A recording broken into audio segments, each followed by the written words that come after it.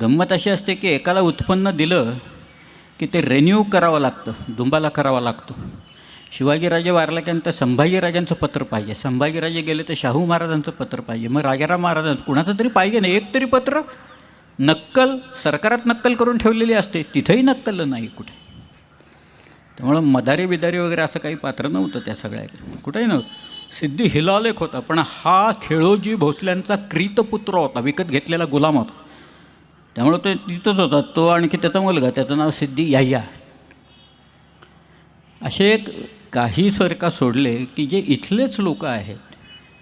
शिवाजीराजांच्या पत्रात तुम्ही जर का वाक्य वाचली तर कायम येतं की तुर्क फौजेत ठेविली याने जय कैसा मिळतो असं लिहिलं आहे त्याच्यात.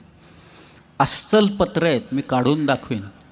असं शिवाजी महाराज व्यंकोजीला लिहित आहेत की तुर्क फौजेत ठेविली याने जय